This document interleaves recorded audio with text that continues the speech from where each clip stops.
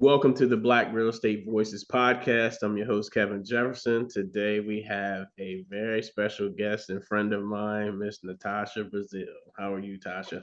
Hello. I am great, Kevin. I am great. Thank you for having me. I'm excited. Known to the world as sold by Nat. Hey, Tasha, tell us a little bit about who you are. So my name is Natasha Bazile. Like Kevin said, I am a realtor, associate broker, home selling, and new construction specialist in Georgia. I specialize in Gwinnett, but I have sold all over. I was first licensed in 2011, went full-time in 2013, and I've been at it ever since. I've been on the roller coaster of real estate, and I know we'll talk about that. And then I'm at a place where I'm like, okay, everything that I was working so hard for, I see it's finally paying off. But still can't get comfortable here because, real estate, you're always learning, always growing. So that's me. You can find me at Sold by Nat, and you can also find me at @natknows_real-estate on all social media platforms. Yeah, that's awesome. Yeah, we're gonna get into it because I remember some conversations we had.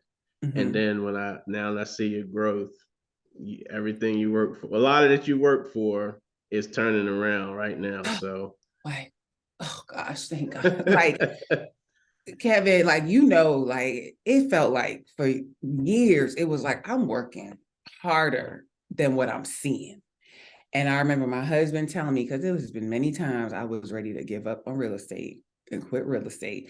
And he told me, he said, I knew you were going to make it, because he's always been a great encouraging supporter, just like your spouse.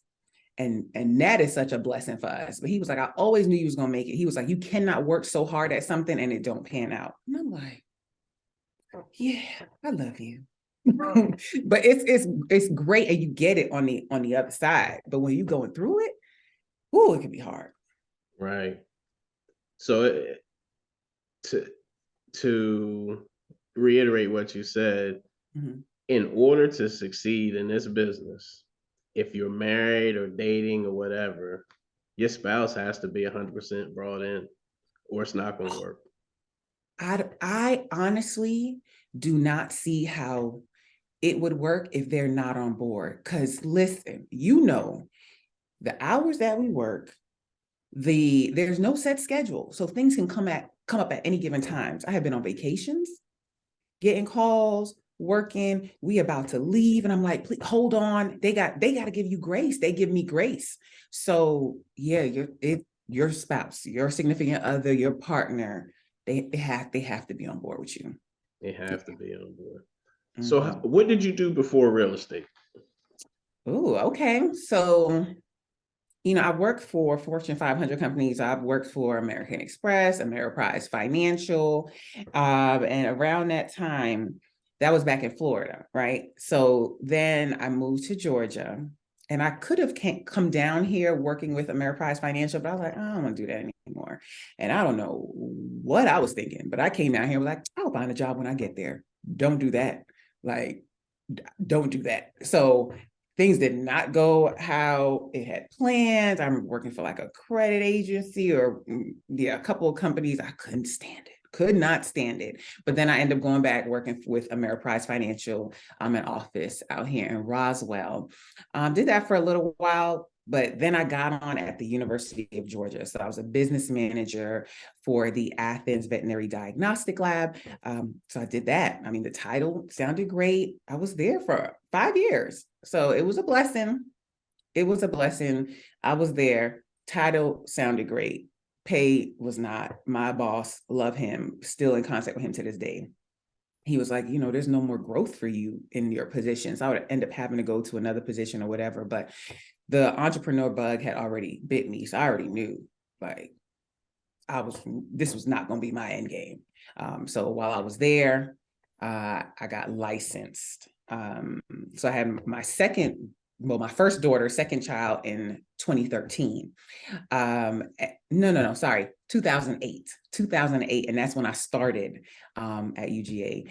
And I was like, you know what? I knew we planned on, expanding our family. And I was like, when I have my next child, I'm not coming back. So I went ahead and got licensed in 2011, 2013, when I got pregnant. I was like, I'm not coming back.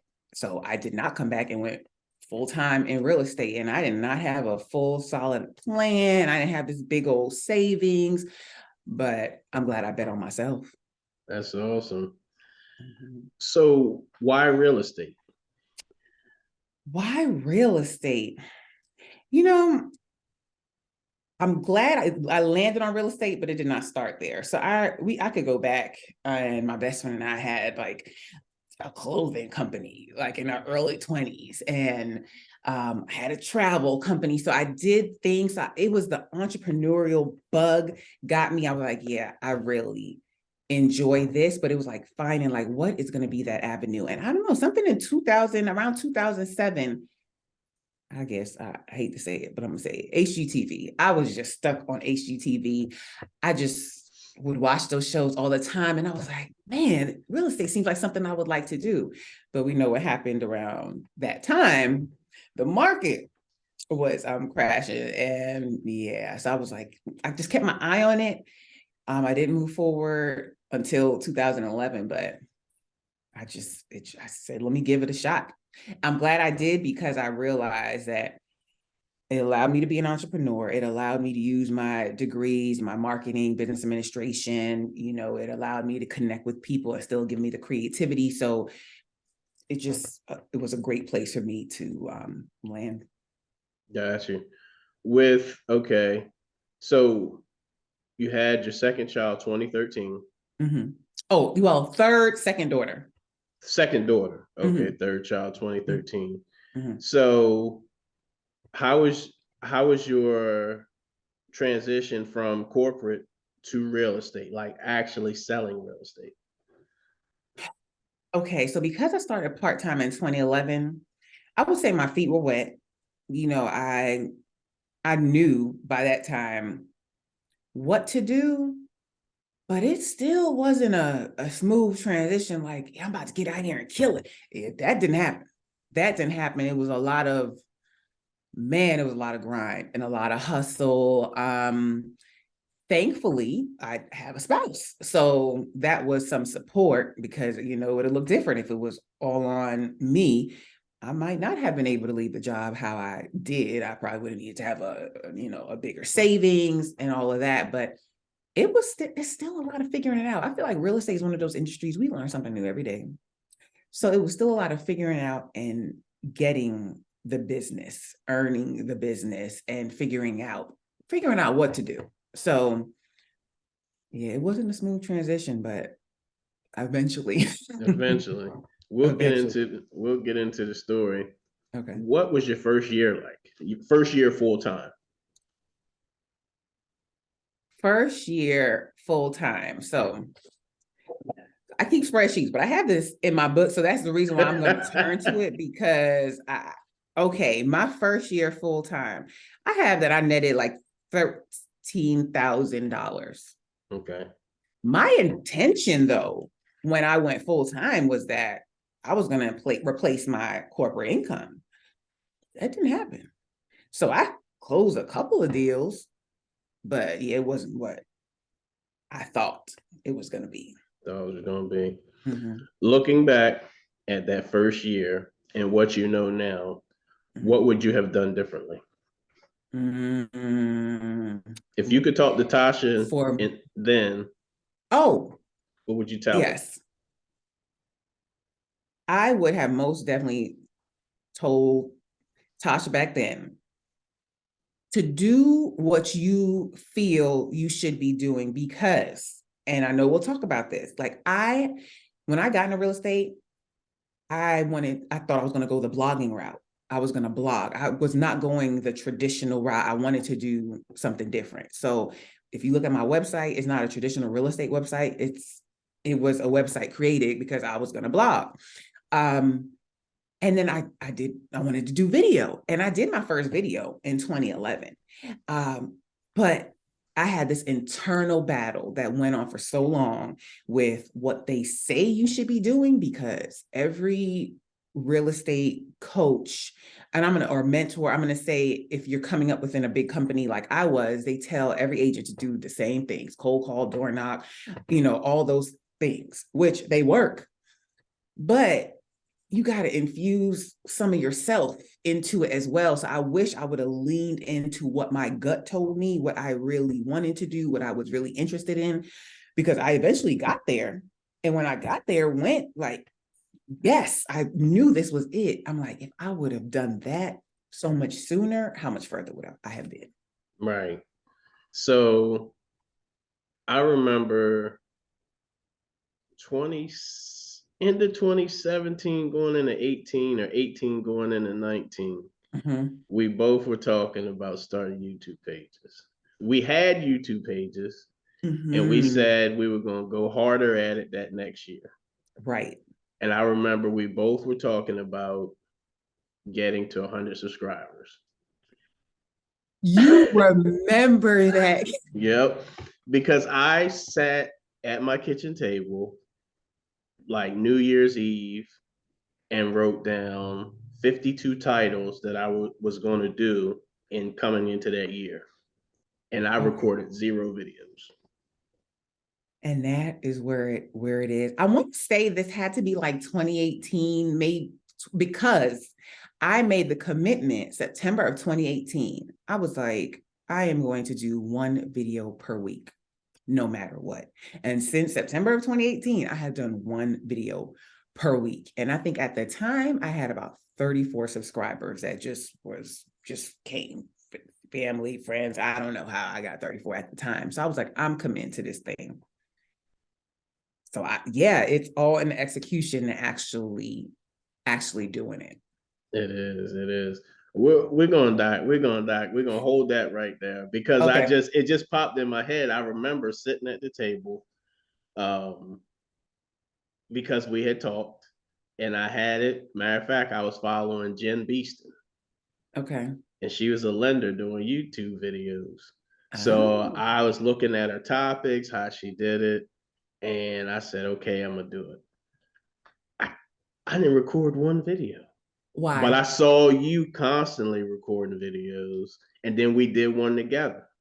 Yes. Yeah, we did. Oh, listen, you put me on. Let me tell you how you put me on, because this is what I discovered. We had a long session. Like I had a long video. And I remember it was towards like the end of the year. It might have been 2018. But I chopped that video into segments. Man, you helped me on content, because boy, the editing on videos takes time.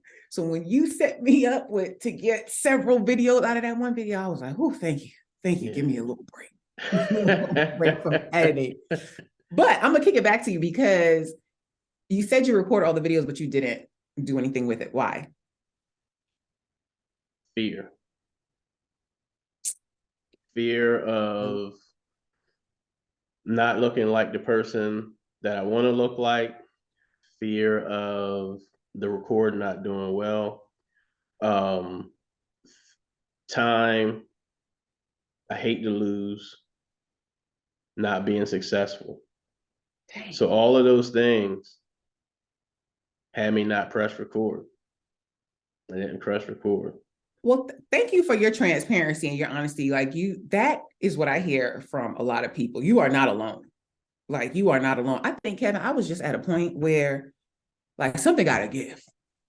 Something got to give. And I cannot keep going back and forth on this internal fight that I'm having with, well, I see this person over here doing such and such. Should I do that? Like I was done, because I was like, I gotta try it. Let me try it and let me just see. So for me, that's what happened. But no, I get you on the fear part, because that gets us all. Because there's other areas I could talk to you where I'm like, I want to go in this direction, but all those same things that you mentioned. So I get Yep, it. fear. And so, like when I started the podcast, it was during the pandemic.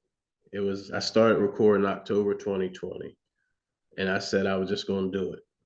I didn't care how my hair looked or nothing. You know what I mean? Like just record. So I started booking people to interview. Start with people that I knew, um, and then I just start recording.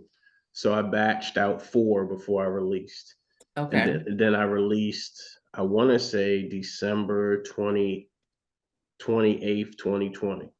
So we're coming up on 2 years. Okay. So I released the episodes.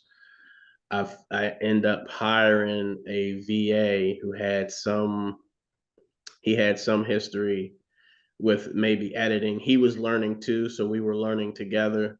And then I just press record.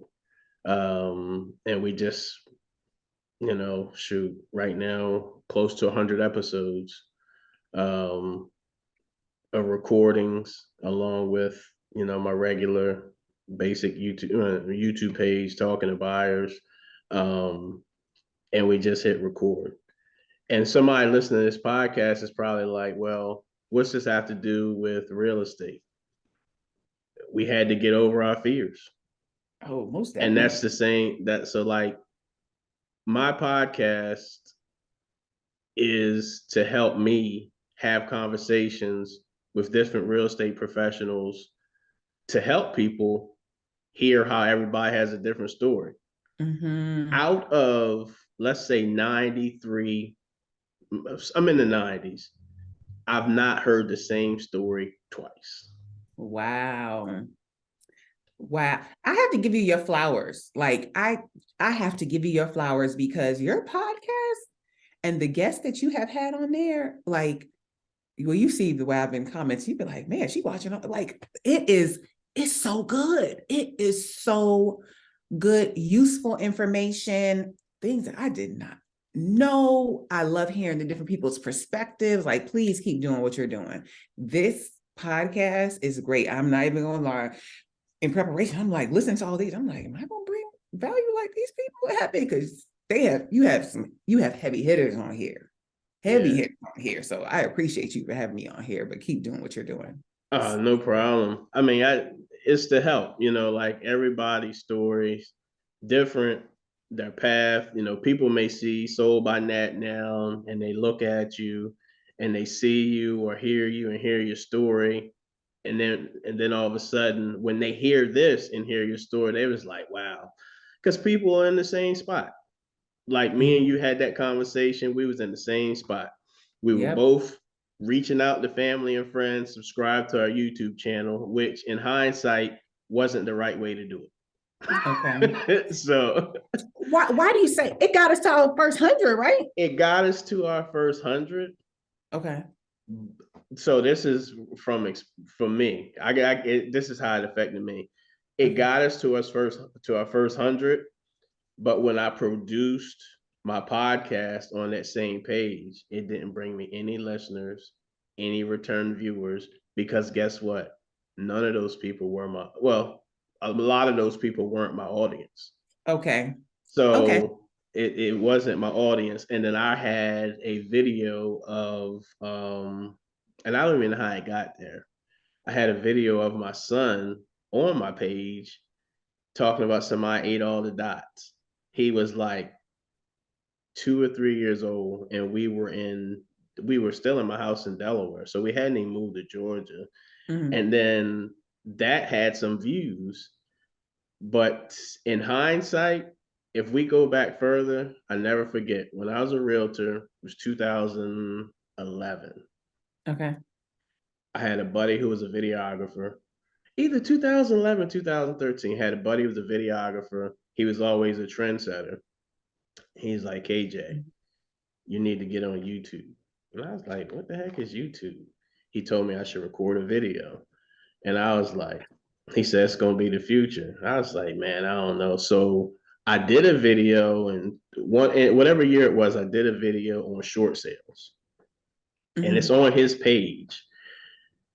So then when I start recording and learning more about YouTube, I was like, if I did this 10 years ago, I would have been totally different place. You are, when I tell you we are so in link in connected with that, like, yeah, if I would have stayed, I think my first video was in 2011. If I would have stayed on the path And then I think my first video was like, I went door knocking today and showed the results of what I was doing. Now that's all I see, like new agents doing videos about what it's like to be an agent, what it's like to be like, yeah, we would have been, man, we've been retired by now, Kevin.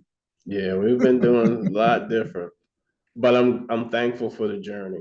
Yeah, because it was things to learn. We had to learn. Had to learn. Thankful for the journey because I've learned, um, like you said, same stuff that you saying that coaches say and mentors say.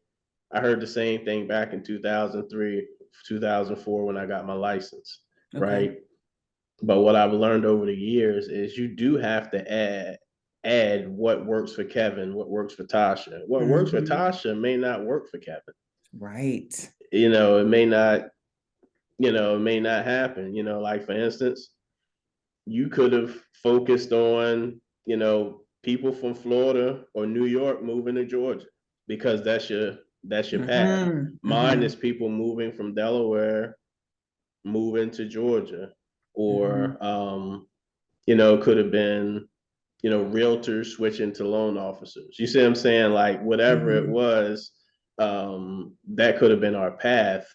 But I think we both end up finding our groove when we Yeah. implemented what we really wanted to focus on. Yes. So that's why I think you said if you could go back and tell yourself just to implement the blogging, because I had a web page too. I never forget. I had a web page, and the guy was like, "You should put a blogging post in there." I didn't know what a blog was. First of all, I don't like to write. So that would have been something. But I had the website, it was kevinjefferson.com. You could get information, but it had a section on blogging. And I think I had like one blog at the time. Just imagine if we were blogging, this was probably '06. Right. So if I was blogging then, and here we are now, and now I'm actually getting ready to have a blog with my podcast. See, I know. It's later. I know, but what matters is that we've done it. We've done it. We've We've done done it. it. So, We've done it. So let's get into the meat and potatoes, right? all right, let's go. So when you got after your first year and you, I guess, grossed or netted $13,000, what were your thoughts on real estate, on how you actually did versus what you thought you were going to do? So my thoughts were like, I just got to do more. I just got to do more. I just got to do better. I just got because I saw agents were doing it. And so I knew it was possible. Once I know it's possible, like I thrive on hope. Like once I know it's possible, it's just a matter of getting it done. So I just knew this was it. I just had to figure out how to make it work. And every year I improved, but it was still it just still felt like a grind, man. It just still felt like, yeah, it wasn't easy. It It wasn't. just wasn't, I didn't feel like I found my groove. But I was When continuing to improve, but I didn't feel like I found my groove. at what year did you think you found your groove? I'm going to say I found my groove in 2019 because of that commitment I made to 2018 to do one video a week. I felt like, all right, I got my groove. I started seeing it. Now, mind you, it was crickets. It was crickets for a while, but I was like, I'm committed to this thing and I am going to continue doing it. And in 2019, I saw, okay, this it's working. It's working. And I got more comfortable in myself. Mind you, those same fears, how you look on camera, all of that. I ended up getting braces after seeing myself on video a few times. So I made some corrections, but I still kept pushing and kept doing it. Gotcha. Mm-hmm. What did 2019 end up? So wait a minute. Mm-hmm. What did you do in 2018, volume wise? Volume, I did 75 net. You want me to go? You made Yeah, 75,000. yeah, 75,000 net. What was that in sales, like sales volume? Oh, okay. All right, all right, all right. So in sales volume, that was about 3 million. 3 million. That was Mm-hmm. 2018. That was 2018. Okay, what was 2019? Okay, 2019, I netted 90. So you know what, Kevin? Wow, you having me look at my numbers is showing me something. So I guess I did not get my groove in 2019. Maybe I saw it start picking up, but I didn't actually see it. So 2018, it was like 3.2. It was really, really close. 2019 was still 3.2. Interesting. So I'm gonna say 2020 is when it was like, yeah, we here. So what was your volume in 2020? 2020 is 7 mil, a little over 7 mil. So you more than double. Mm-hmm. Mm-hmm. But the thing I want to say is, because a lot of people are going to say, well, that's because the 2020 market went crazy and it was just so easy. That wasn't it for me. That wasn't it for me, because I remember around that time, like, I was starting getting tired. Like, I was tired. Agents was working like crazy. Remember what it was like showing buyers? Like, it was crazy. For me in 2020, I was able to have business coming to me. I was able to be more selective in who I worked with. So transaction wise, I mean, yeah, my transactions increased, but I feel like I was able to work smarter and not harder because of the things that I had put in place prior to. So it's not like 2020 happened. I was like, oh, COVID, yeah, now everything's great. No, it wasn't like that. It was because of the things that I had put in place before then. What did you put in place in advance? So essentially the way I market it, I mean, I remember at one time I was like, I want to be 100% referral based, like people just sending me referrals. That changed. Like, I still got referrals, still always connected with my SOI, but I'm like, for me, you can't. To me, it wasn't wise to only depend on referrals, because you're just waiting on somebody else to send you business. Now, there is a way to go about it where you are constantly hitting up your database and, hitting them up for referrals. But I was like, nah, you got to have multiple buckets. So putting in place social media, YouTube, like staying present and showing that I'm working. So that, in addition to systems, which systems, you're always implementing new systems and touches and following up. But because I had that foundation of, like, when I close a transaction, I have a closing checklist.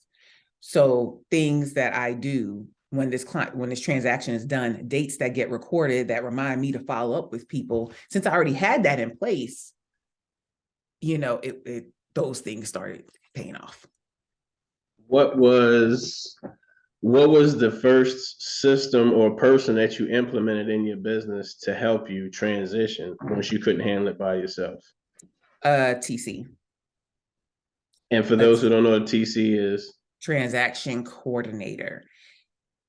But when I had it a little different. So another agent put me on to an agent, a licensed agent that was doing transaction coordinating in my office. But she didn't give like the full shebang. Like, here's a contract, take it from contract to close. With me, for some reason, I don't know what it was.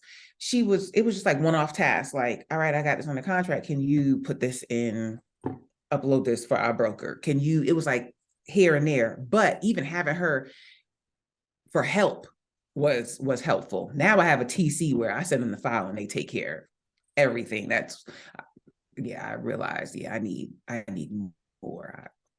So that was my first hire, or my first help. Do you have anyone else on your team besides the transaction coordinator?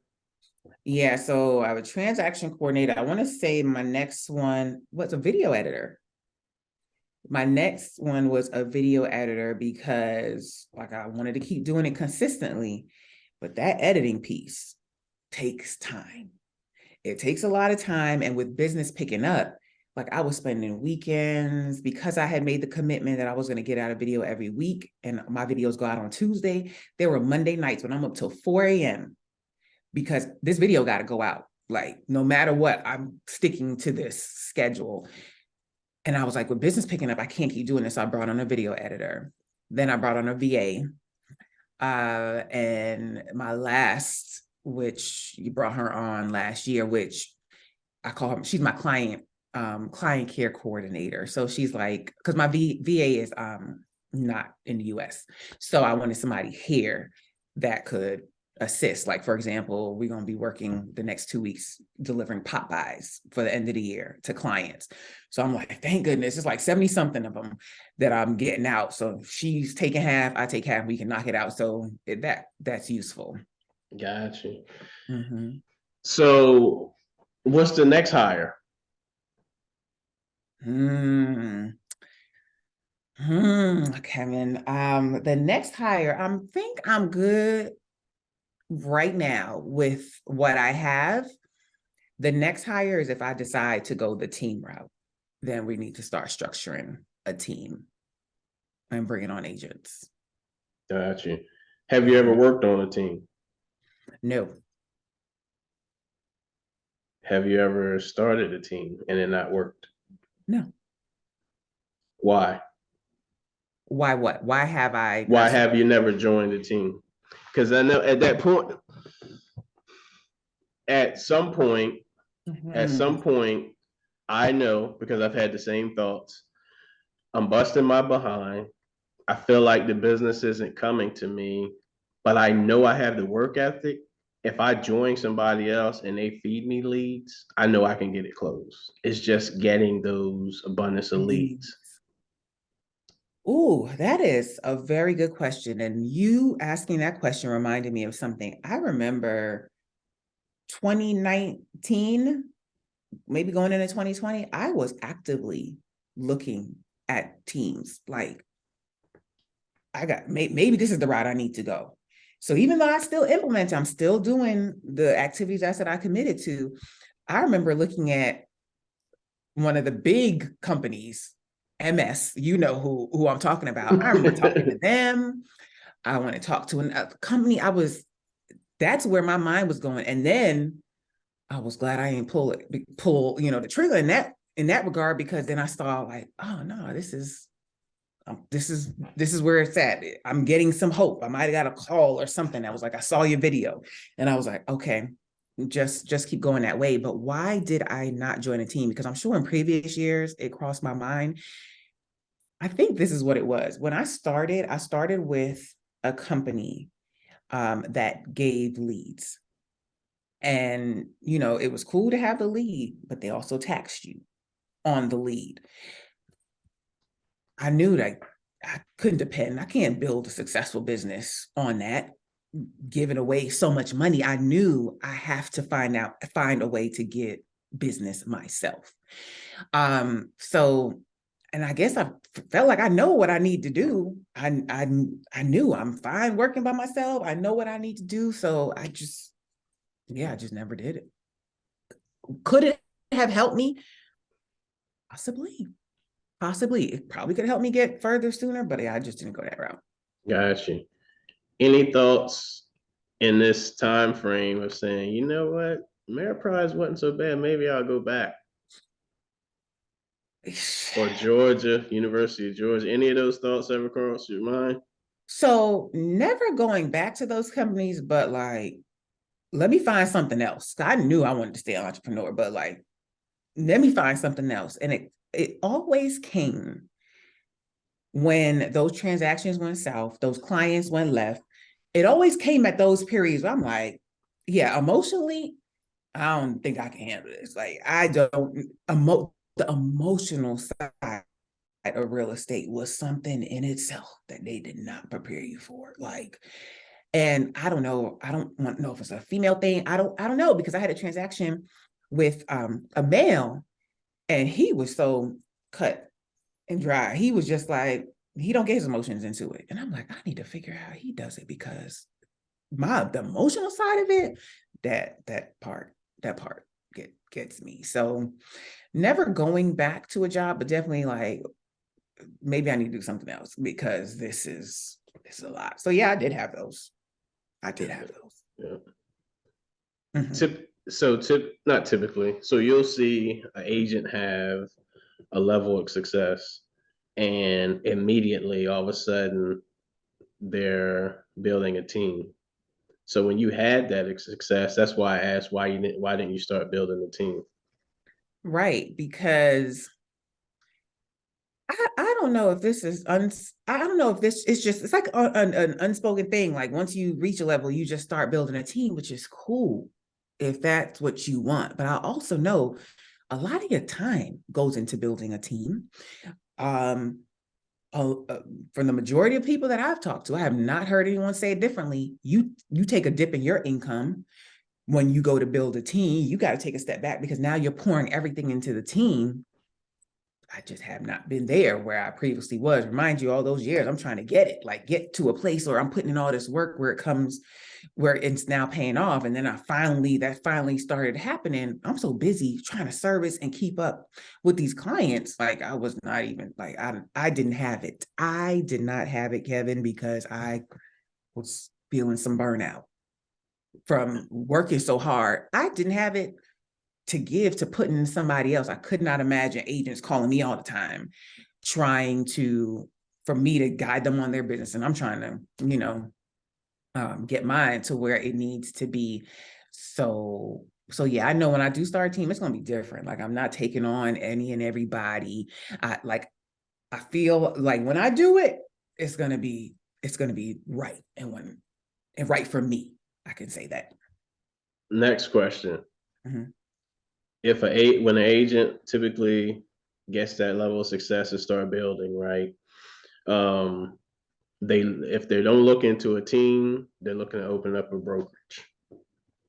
You ever Mhm. thought about that? Yeah, same reasons. Like one of my good friends, Marquis, I feel like either you put together the event and then I met Marquis at the event. But yeah, she has started her own company. It's the same things, the time, the energy, all of that. So yeah, maybe one day I'm not going to totally rule it out, but I have to be vested in there. And there's other things that I want to work on Right. before I do that. So 2020 breakout year, Mhm. ball. Well, I mean, we'll go with that. Yeah, definitely. Where let me just look. Yeah, I mean, it's if truth be told, 2016, I was able to see an increase enough to where I was like, this is more than I ever made at any corporate job. So by that time, I was like, all right, yeah, this is where it's at, but it's still hard. Um, but again, it felt like I was working way harder than what I was seeing the results of. But yeah, 2020 was when I was like, okay. So you said you 2016 you made more than you had ever seen at a corporate job. Mhm. Yet you're somewhat doubting if this is it at points in time. What brought that doubt into your mind? If you hadn't made more money than that, let's say it's the 75 that you made and you hadn't made more than that in corporate, why the doubt of is this the right thing? Because the most money you had made, well, I don't know what you made with your clothing line, but the most money you maybe have made to that point. Ever. You're right, ever. It was, it's so much work. So yeah, we know money is not everything. It's great. Now you need money, but there is so much that goes into it. The emotional side of real estate. The one thing I cannot stand about real estate, you could do everything right. You as an individual can do everything right, but the deal could still go left. There are so many people involved in a transaction, and that control, like if I do everything right, this might not pan out or go as I planned, or something comes up. It's that part of it was like, man, I don't know if I want to sign up for this forever kind of thing. So yeah, that's why I still had the money was good, but it's like this is a lot. It is. It is a lot. What has made, well, you talked about your hires, your transaction coordinator, your editor. your VA, can you attest that making your life simpler? Or was there something else you did in your business to change it to make it simpler? I want to say, mindset, and I'll explain what I mean by that. Mindset, and then also just changing the way I kind of operate in my business. Like I'm not trying to take on, I'm not trying to overwhelm myself. I'm not trying to take on any and everybody. Like I am, you know, taking on clients that are in line with me. And that's the great thing, that you get to a place where you can work with clients. Clients they want people to work with that they know, like, and trust. Listen, I also want to know, like, and trust you. So when you start in the business, you are taking on any and everything, even when it don't feel good, it don't look good, you still like just hoping. Yeah, I'm past. I'm not. My peace. I need my peace. So yeah, I think that has made a difference. Yeah, I think that's made a difference. I feel like I feel like you and your family are doing more stuff together, and you're still having a level of success.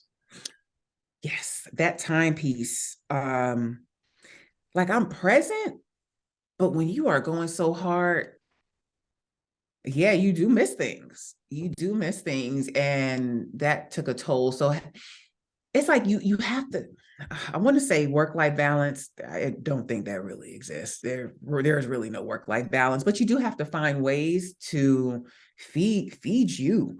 So that you can show up for others. Because if you are depleted, if you are burned out, you are not showing up. You can't show up for others. So being able to have that family time, and like I'm okay if I'm not running around every single week. I'm okay. Like I just had to do the business how it feels good, and how I'm going to be able to be good to continue doing the business. Right. So if you were talking to a new agent, they were getting into the business, and you had any word of advice for them, what would it be? It would be to go get my book. Go get my book. That's called The Ugly Side of Real Estate.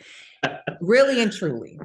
I get asked about being an agent all the time, especially out of the market that we just came out of the last couple of years. Like, I don't know the number, but everybody and their mother wanted to become a real estate agent because it was so easy and the money was just gonna flow. And I'm like, it annoys me to hear people say that as if it is just the easiest thing. And I guess all of these reality shows that came out had people thinking that it is the easiest thing. But I also have seen people come into this business and not do anything and leave the business. And I'm sure it's that way on the mortgage side too.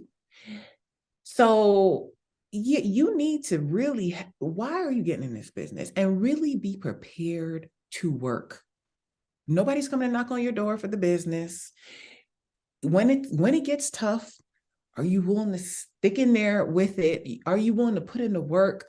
Like, this is why I wrote this book, to give people the good as well as the ugly side of it, so that before you even jump in to even say, I'm going to get my license. So okay, I get a holistic picture of what this business looks like, because I don't think people get into this business thinking that they're going to have to work like they do, or it's going to be what it ends up being. And even for agents that are in the business, if they're at the point where they're like, listen, I don't think real estate's for me. If they were where I was, like, I'm working harder than what I'm seeing. This is I wrote that for them too. Like, stay in there, because you'll see where I started and you see where I'm at now. So it took some time, and this was my journey. Your journey's going to be different, but I did want to offer that encouragement. Like, it's possible, because you see agents out there doing their thing, and thankfully for your podcast, but everybody outside of hearing it on a podcast like this, like, you normally don't go to like a top producing agent and say, hey, what'd you do? What's your numbers? Like, they're not sharing that stuff. So I think it's extremely important to have a clear idea of what you're signing up for so that you know, okay, this is normal. Because for so long I kept feeling like a transaction was supposed to be perfect. Everything was supposed to be perfect. And I realized that's not realistic. It's real estate. Like something's going to come up. You navigate it. It's real estate, but I wasn't prepared for that. Gotcha. With that being said, why would you not advise somebody to get into real estate? I've never asked anybody that question. Oh, yeah. If you, well, we could talk about the people side of it. If you are not a people person, you don't want to deal with people, and not even to say an introvert, because the funny thing is, I'll say that I'm an introvert and my family be like, no, you're not, mom. You're always stopping. You're always talking to people. Like if I know you, but to go knock on doors, that makes me uncomfortable. So I'll say I'm an ambivert. I'm in the middle, right? But listening to your podcast, it amazes me to hear the people that you talk to that say they're an introvert. And I'm like, you can still do it in this business. You just have to find your lane and what's going to work for you and how you're going to build connections with people. So you're going to have to deal with people regardless. You're going to have to deal with people. The other side is if you are used to working a 9 to 5 and you want to be off at 5, this is not the job for you. You have to be very, very flexible and very fluid. If you don't have that support system, like you got to think about that or get that in line before you jump into it. Also, it may be a couple of months before you see some money from your efforts. You know, these are all things that you got to take into consideration. So telling them not to, I think real estate is a great industry. Being a realtor is a great industry, and real estate in general is a great industry. You just have to know what you're signing up for. Right. And know it's going to take some work. So listen, if you feel like this is a fit for you, move forward. But if this is something that makes you like sick, because I remember my first brokerage, we in our training course, they would make like part of the day you spent cold calling, and this lady would get physically sick to think that she had to pick up a phone. Like, do you want to feel that way about something that you're doing? That's something you got to answer. Do you cold call? Not anymore. I Yeah. have. Yeah. I have, and I couldn't stand it. But what I do realize is you get desensitized to it after you push yourself and make yourself do it over and over again. So if I had to cold call, I could do it. I don't want to, but no, I don't do it anymore. Gotcha. What's the biggest source of your business right now? Now it's YouTube. Wow. Mm-hmm. Wow. Because you just implementing and being consistent. So for me, and I say YouTube, but it's video content. Right. So some agents will do short form, like the agent, I'm trying to think of her name, TikTok, because she put me on to TikTok. Like watching her, you interviewed her. Oh, Damika, yes. And I want to say her brand has something about being an introvert in it. So I'm like, listen, you can make this thing work for you.